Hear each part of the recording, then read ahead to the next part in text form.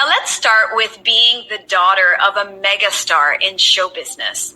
How did you deal with all those inevitable expectations that were set from the very beginning? I mean, I'm sure people were expecting the daughter of a megastar to do the same thing or to prove herself in some way. So how did you cope with all of that?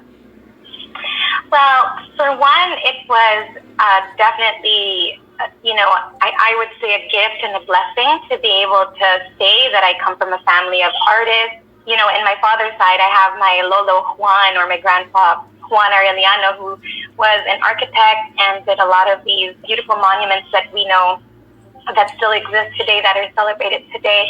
He was a painter and an architect. And then on my mother's side, of course, I have my mom and then also my grandparents, who there are two grandmas in our family that were also into film and music, and were in the entertainment industry. So I would say that this is sort of a family business of sorts, to be in the arts, to be into arts and culture, and also entertainment. And so just coming from a family that really respects and values arts and culture, for me, is such a big honor. I mean, we don't choose, which family we're born into.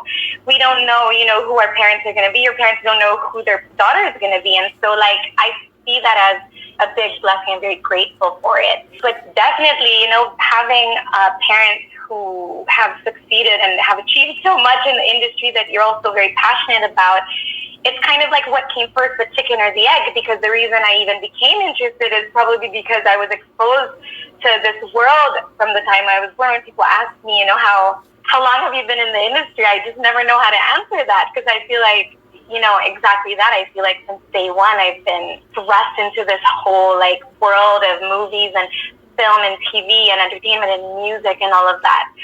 So first and foremost, I think I've learned to be grateful for that. I never handled it so well before. I found it very hard to balance my gratitude over my want to be given space to make mistakes, or space to learn, and space to, just have my own thing and freely express myself without all these rules and regulations and all of these crazy, the business side of things, and so in that sense, I think I had to grow up a lot, and there was a lot to learn. I had my parents to show me the ropes, but, my father is an actor too, and was actually doing movies before my mom got into it. So, it's nice to have their guidance. It's a lot easier now that I've had many, many years working on my own and carving my own path, and I'm pretty free-spirited that way. It definitely was a journey for me to try and balance what people's expectations were of who I was and what I was about, and then introducing myself to people that I didn't want to be boxed in, that I wanted to explore as an artist, many different genres, many different styles of many different platforms of acting, music, and entertainment. So it's hard to be doing this, and then kind of separating the personal from the passion, the work. So it was a journey for me and my family too. No one expected me to be doing this. They were grooming somebody else in the family to be the next artist in the family, the next working actor, and the next, and I think I was always just in the sidelines. My grandma was always really supportive of her apos, all her grandchildren would be encouraged to perform and get a brush and pretend it was a mic and things like that. And she would always talk about how bored she would be when she wouldn't see any of us on TV. And I guess she raised my mom in a way that who she is, and my grandma just got used to all these years, all her life, just watching her daughter on TV. And so she expects the whole clan to be the same, but there's only one megastar, and that's my mom. And so it was always really kind of interesting for me to be in the sidelines, always observing and actually finding a natural sort of want and love for music and performing in theater and films and acting and all these things. And I would audition at school, when I was studying in Boston for 7th grade, I remember auditioning for musical, and I got the role. And then I secretly,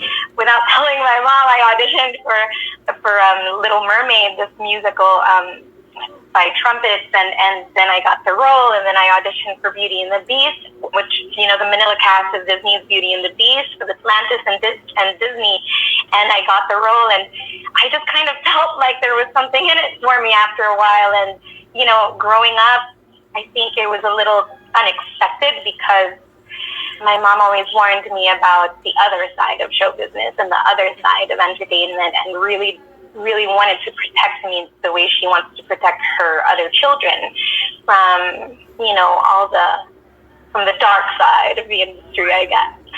But, you know, I think my love for the craft, and it's also her, the way that she loved her craft, you know, that just kind of was something that she imparted. And so I just unexpectedly, you know, got this opportunity to, you know, Tito Ben Chan got me as a model for his clothing brand, and this was the same time I was auditioning for MTV as a VJ, MTV Asia, and then I auditioned for Disney's Beauty and the Beast, and I got both jobs. And so it was kind of just the universe bringing me towards that direction and confirming and affirming every step. And I am a big believer of momentum. I think I've known it since I was young without really understanding it, but it just kind of, I just had that momentum. And I have my parents to thank, you know, for opening up the doors and introducing me to this world and introducing me to the world.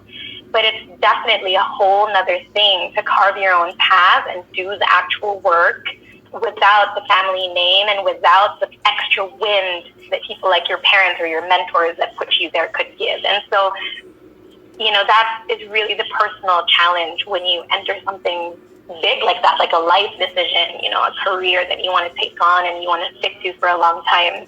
It's really more about staying and being able to weather the storms and being able to keep up with the time, with the deadlines, and keep up with the crazy work schedules, and, you know, deal with many different people and be patient as you could be and as grounded as you could be, you know, stepping into such an exciting world. Like two families, you know, running into your veins. So of course, it's not surprising, but I definitely see that your personality is really yours. You know, there's definitely a very clear identity of who Casey is, at least the person that I see.